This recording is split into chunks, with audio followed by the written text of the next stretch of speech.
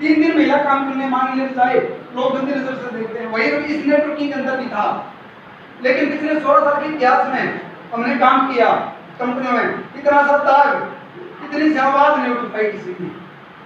अपने आप को बचा के रखा, अपनी टीम को बचा के रखा, ईमानदारी से काम किया। और हर बार जिस कंपनी में काम किया अचीवमेंट ली, दिन रात एक करके। अचीवमेंट छोटी बड़ी नहीं, तो उनकी मैक्सिमम हो सकती थी, जहां तक एक आम आदमी पहुंच सकता था बिना सेटिंग के, वो हम गए। और एक लहर आई कि अब की बार कुछ ऐसा करें, पैसा नहीं कमाना, मांग के खाएंगे, कोई दिक्कत नहीं है। मेरे बच्चों का एडमिशन में सरकारी स्कूल में करवा रखा है, कारण पैसा नहीं कमाना।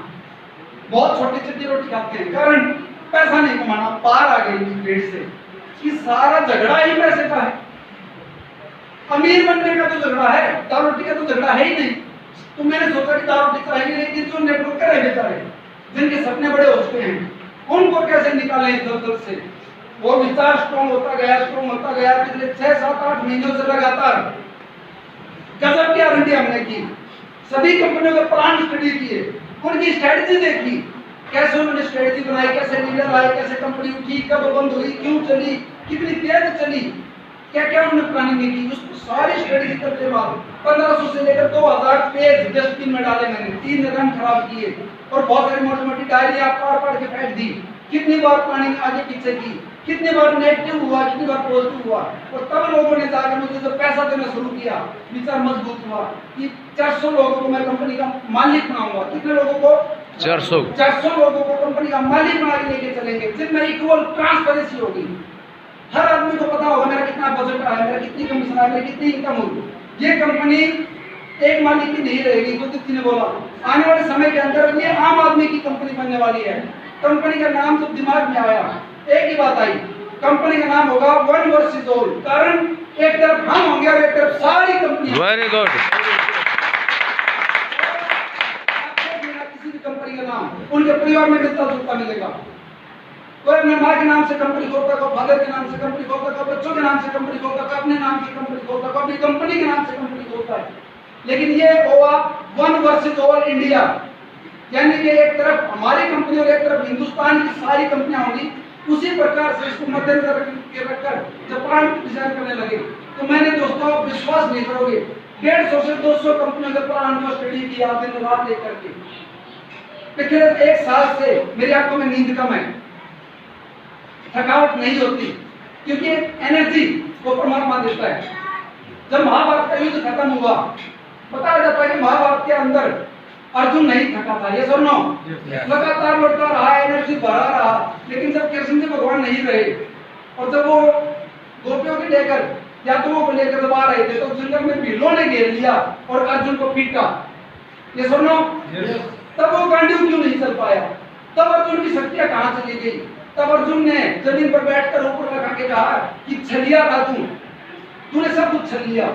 दोस्तों बिल्कुल उसी प्रकार से वो तीर अर्जुन के नहीं, वो कहीं ना कहीं उस कृष्ण भगवान के ही तीर थे, तो उसने एनर्जी दे रखी थी। अगर आपके अंदर कोई लहर आए किसी काम को लेके, एनर्जी आ जाए, जोश आ जाए, आत्मविश्वास बढ़ जाए, उत्साह और जोश आपके अंदर पैदा हो जाए, ये मानना वो आपका नहीं है, वो परमात्मा आपको दे रहा है। उस पर इंप्लीमेंट करें, उसको एक्शन में ले आए, तब आप आगे बढ़ पाओगे। ओवर इंडिया का जो प्लान, जो मैनेजमेंट हमारे साथ जुड़ा, दुर्लभ दोस्तों। इसके 3 पिलर हैं, 3 पार्टनर हम मिलकर चले। पहले लगा पब्लिक से पैसा लेंगे, लेकिन 10, 20, 50 लाख में कंपनी स्टार्ट नहीं होती दोस्तों। मैं आपको बताना चाहूंगा, विचार आया कि 2-3 लाख, 5 लाख, 10 लाख में कंपनी बनाएंगे। धीरे धीरे पहले रोहतक पे काम करेंगे, फिर आसपास के डिस्ट्रिक्ट पे काम करेंगे, फिर हरियाणा पे काम करेंगे, फिर पंजाब, यूपी और इस तरफ राजस्थान में जाएंगे। लेकिन उस परमात्मा ने पूरे इंडिया को पहले ही जोड़ दिया। आज नॉर्थ ईस्ट से हमारे साथ टीम आ चुकी, आज हमारे साथ दार्जिलिंग से टीम आ चुकी, यूपी, हिमाचल, उत्तराखंड से टीम में आ चुकी। वेरी गुड, क्लैपिंग क्लैपिंग, तालियां, ताली बजती रहे।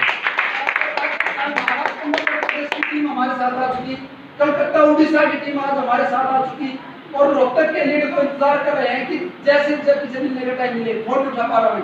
यानी कि आज पूरा हिंदुस्तान के लीडर हमारे साथ क्यों आए मुझे नहीं पता, लेकिन कहीं ना कहीं कोई विचार उनके दिल तक पहुंच रहा है। कोई ना कोई ऐसी लहर उनको भी टच कर रही है जो मुझे टच कर रही है। Yes. वो एक मोमेंटम बनता जा रहा है कि कुछ होगा कुछ होगा, और मैं विश्वास दिलाता हूँ आज आपको जो बताएंगे हमारा मिशन और विजन आप लोगों को भी वो छुएगा। लेकिन उससे पहले मैं चाहता हूँ कि आप मैनेजमेंट से मिले। सबसे इंपॉर्टेंट है फाउंडरशिप। वो पिलर जिस पर ये ओ इंडिया खड़ी होगी वो कौन है? जैसे ही मैंने आगे बात करनी शुरू की, परमात्मा ने एक के साथ एक कड़ी जोड़नी शुरू कर दी। तो मैं सबसे पहले 3 एमटीओ के अंदर हमारे जो फर्स्ट में आएंगे राजेश भैया जी, जिन्होंने बहुत अच्छे इंसान मुझे अच्छा लगा, क्योंकि आज पार्टनरशिप नहीं चलती, सगे भाइयों की भी पार्टनरशिप नहीं चलती, उसके लिए चाहिए प्योर हार्टेड बंदे। उनमें से एक प्योर हार्टेड मेरे को मिला, मेरी तलाश पूरी हुई राजेश भैया जी के आगे। मैं चाहूंगा राजेश भैया जी आए अपने विचार बताएं कि वो इंडिया